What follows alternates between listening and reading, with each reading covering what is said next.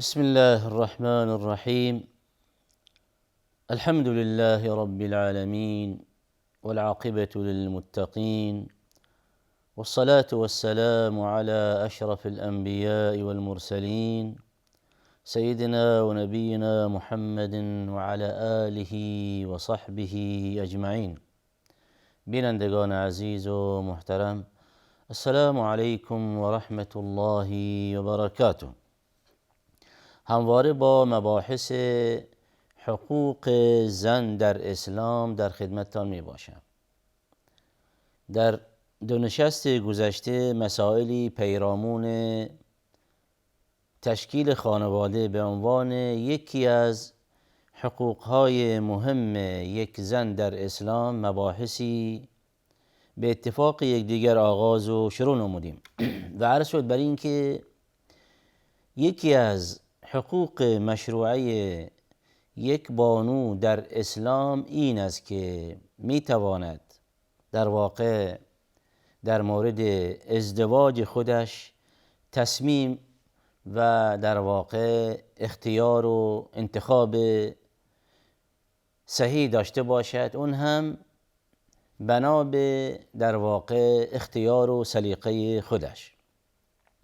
و عرض شد بر این که یکی از امید و آرزوهای هر زنی این است که در آینده به عنوان یک مادر نقشی در جامعه داشته باشد تا اینکه بتواند با تربیت فرزندان خوب نقش مهمی در این جامعه که در اون زندگی میکند داشته باشد.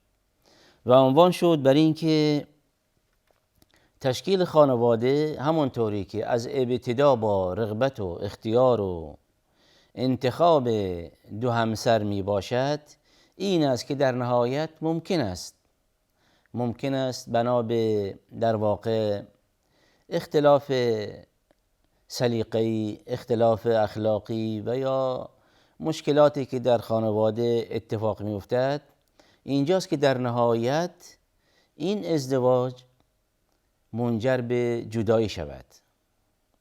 حال در اینجا دو کلمه مهمی داریم به نام طلاق و به نام در واقع خلع. یعنی به همان گونه که دین مبین اسلام طلاق را در اختیار مردها قرار داده است، یعنی اینکه یک مردی زمانی که همسر خودش را بنا به اسبابی دوست نداشته باشد و میخواهد که او را در واقع از او جدا شود و او را طلاق دهد، این طلاق دست چه کسی می باشد؟ دست مرد می باشد. یعنی برای یک زن به لحاظ شرعی جایز نیست و نمی تواند این که همسر خودش را طلاق دهد. اما اینجاست که دین مبین اسلام باز هم در اینجا حقی در اختیار زن قرار داده است.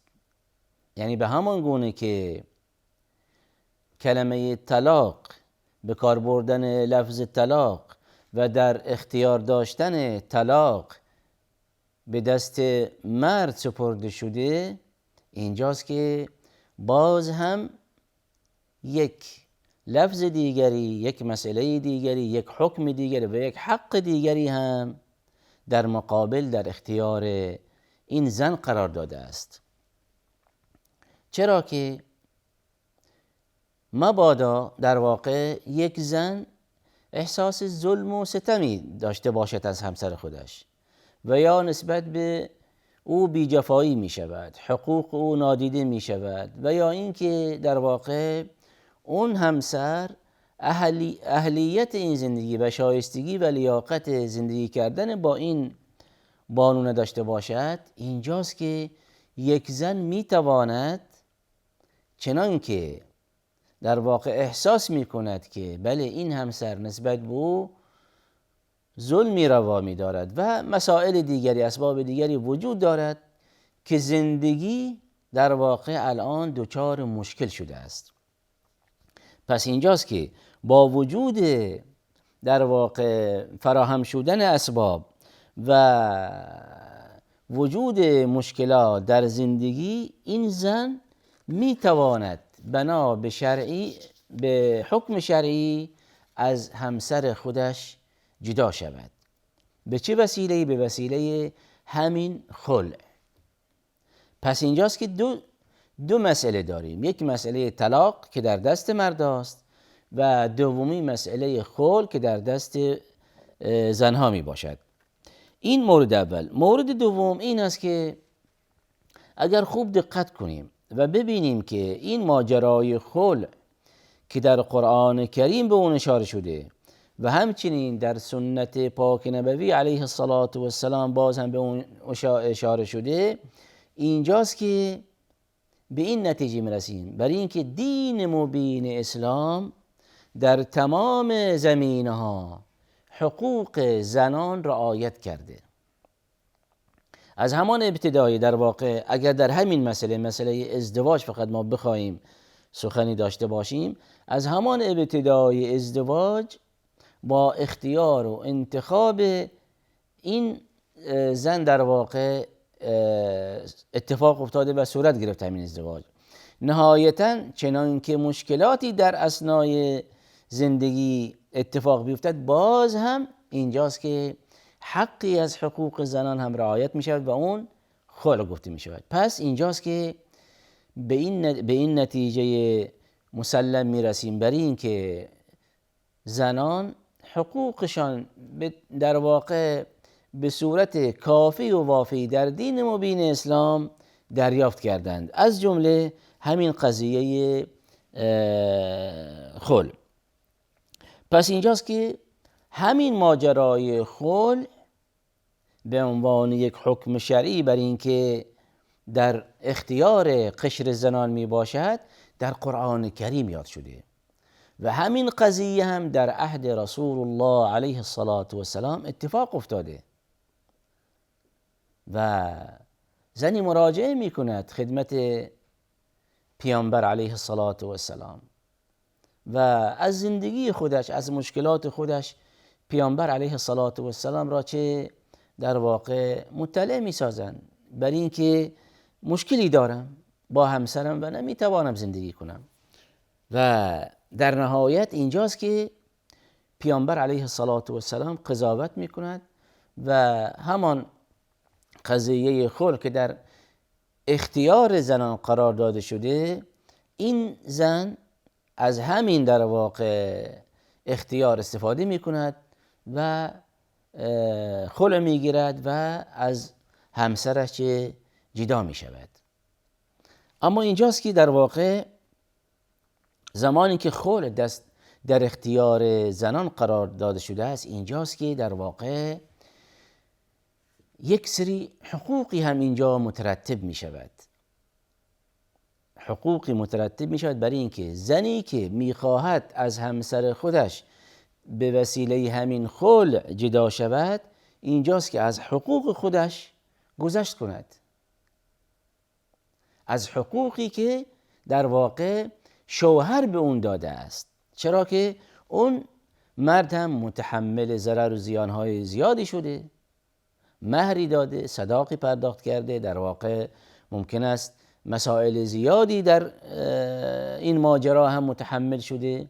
اینجاست که دین مبین اسلام از یک طرف این حق به این زن داده که در واقع خلع داشته باشد و از این خلع به عنوان یک امر مهم استفاده ای داشته باشد، از طرف دیگرم حق طرف مقابل هم محفوظ می باشد. چرا که اون مرد هم در واقع به چه گناهی الان تمام دارایی خودش که هزینه زندگی و هزینه ازدواج کرده الان از دست بدهد؟ توجه بفرمایید. یعنی این که این زن میتواند از همان ابتدا تصمیم خودش بگیرد، اما اینجاست که با این شرایط چنان که احساس میکند که ظلمی به او شده، بله میتواند از همین در واقع اختیار خلع استفاده کند، اما اینجاست که تمام هزینه هایی که اون مرد متضرر شده بازگرداند. با استدلال به این روایتی داریم که امام بخاری رحمت الله علیه در صحیح خودش این روایت می آورد روایت به اتفاق یکدیگر بخوانیم و ببینیم که محتوای این روایت چی می باشد. عن عكرمة عن ابن عباس رضي الله عنهما قال أتت امرأة ثابت بن قيس إلى النبي صلى الله عليه وسلم فقالت يا رسول الله. در این روایت چنین آمده است که زنی در واقع چنین معرفی می شود: همسر ثابت بن قیس، همسر یک صحابی بزرگواری رضی الله عنه و ارضاه به نام ثابت بن قیس. این خانم خدمت پیامبر علیه الصلاة و السلام مشرف شد و گفت فقالت یا رسول الله. اینجاست که ثابت بن قیس ما اعتب علیه فی خلق ولا دین شروع کرد، گفت یا رسول الله من همسر ثابت بن قیس می باشم و این همسر من در واقع انسانی با اخلاق است و صاحب دین می باشد. در این مورد من هیچ گونه انتقادی و ایرادی بر او ندارم، ولکنی اکره الکفر فی الاسلام، لیکن من در واقع می ترسم یعنی اعمالی از من سر بزند که مرا به کفر بکشاند. حال این زن میخواد این برساند که من از این همسرم که ثابت ابن قیس باشد در واقع به لحاظ دینی منتقد نیستم، انسان دینداری است، حتی به لحاظ اخلاقی اخلاق خوبی دارد، اما من در واقع نمیتوانم با او زندگی کنم، او را دوست ندارم. اون چیزی که ظاهر روایت میرساند این است ولکنی اکره الکفر فی الاسلام، یعنی این که در واقع این زن یک سری در واقع اخلاقیاتی در شوهر خودش میبیند که طاقت در واقع زندگی با او ندارد، تحمل ندارد و نمیتواند با او چه زندگی کند. حال میگوید که من که نمیتوانم با او زندگی کنم، اگر هم بمانم شرایط طوری و جوری خواهد رفت که ممکن است من بی احترامی کنم و در نهایت مشکلات بیشتری شود و یا اینکه در واقع همین اعمال مرا به کفر برساند. خب پس از اینکه این مسائل خودشو خدمت پیامبر علیه الصلاة و السلام عرض کرد، فقال علیه الصلاة و السلام، پیامبر در اینجا علیه الصلاة و السلام الان به این زن که در واقع در ابتدا به شکویه خودش، به همون گفتار خودش کاملا در واقع شنیدند و متوجه شدند، الان پیامبر علیه الصلاة و السلام در واقع تجویز شرعی به او داد که بله با این شرایط که تو داری میگی و مشکلاتی که عنوان میکنی تو میتوانی الان بله از همسرت جدا بشی، اما الان به یک شرط. پیامبر فرمودند اتر الدین علی حدیقته. ثابت ابن قیس زمانی که ابتدای ازدواج با همسر خودش داشته در واقع به عنوان مهریه یا همون صداق باغی داشته به او هدا نموده، یک باغی به عنوان مهریه به همسرش داده بود. حدیقه یعنی همون در واقع باغ است. اتر الدین علی حدیقته قالت نعم قال صلی الله علیه وسلم. اینجاست که این زن قبول کرد، گفت بله من اون چیزی که از او دریافت کردم به عنوان مهریه باز پس میگردانم، به او میدهم. اینجاست که پیامبر علیه الصلاة و السلام به ثابت ابن قیس فرمایش دادند که اقبل الحدیقه وطلقها تطلیقا. اینجاست که پیامبر علیه الصلاة و السلام در اینجا قضاوت نمود، حکمی صادر فرمود و فرمودند که فرمایش دادند به ثابت ابن قیس که الان که حاضر است همسرت این در مقابل جدا شدن در واقع باغ تو را بازگرداند، یعنی مهریه تو باز میگرداند و این را قبول کن و طلقها تطلیقا و اون را یک طلاقی بده. پس اینجاست که در واقع همسر ثابت ابن قیس شوهر خودش را یعنی در این زمینه چه خلع کرد، درخواست کرد که من نمیخواهم و نمیتوانم زندگی کنم با همسر خودم. اینجاست که از همان مهریه خودش که باقی می باشد صرف نظر کرد و در نهایت پیامبر علیه الصلاة والسلام بین اونها چه جدایی فرمود. این روایتی است که در واقع در مورد همین خلع به عنوان یکی از دلایل سنت نبوی علیه الصلاة والسلام می باشد. و اما در قرآن کریم بازگردیم، باز هم در آیه 229 سوره بقره. در اینجا الله ذوالجلال میفرمایند که الطلاق مرتان. این آیه بحث طلاق میکشاند، در مورد طلاق گفتگو میکند و در لابلای همین آیه هم بحث خلع هم میشود. پس در این آیه 229 سوره بقره هم بحث طلاق میشود و هم بحث خلع. آیه چنین در واقع میگوید الطلاق مرتان، میگوید که طلاق دو مرتبه است. یعنی اینکه کسانی که لفظ طلاق به کار میبرند در مورد همسران خودشان، اینجاست که این طلاق دو لفظ است. حال در مورد این که این طلاق چند لفظ می باشد بین اهل علم دو قول است. بعضی این را میگویند که یعنی با به کار بردن لفظ طلاق یک بار و لفظ طلاق برای دومین بار، این دو بار حساب می شود. از دیدگاه گروه دومی از علما که قول دوم در این مسئله می باشد این است که نه، طلاق درست است که دو بار می باشد، اما هر بار اون یعنی سه بار، سه لفظ به کار برده شود. زمانی که سه لفظ به کار برده شود، لفظ طلاق سه بار به کار برده شود، این سه لفظ یک بار حساب می شود.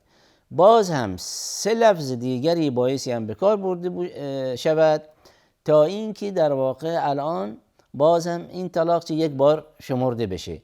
پس بنا به این آیه فرموده الله ذوالجلال که الطلاق مرتان، طلاق دو مرتبه می باشد، فامساکم بمعروف او تسریح باحسان. پس این آیه کریمه‌ای که در مورد طلاق بحث میکند، با توجه به این که الان وقت ما به پایان رسیده، اجازه بفرمایید همین مبحث این آیه کریمه به نشست آینده واگذار کنیم. و آخر دعوانا ان الحمد لله رب العالمين وصلى الله على سيدنا ونبينا محمد وعلى آله وصحبه وسلم.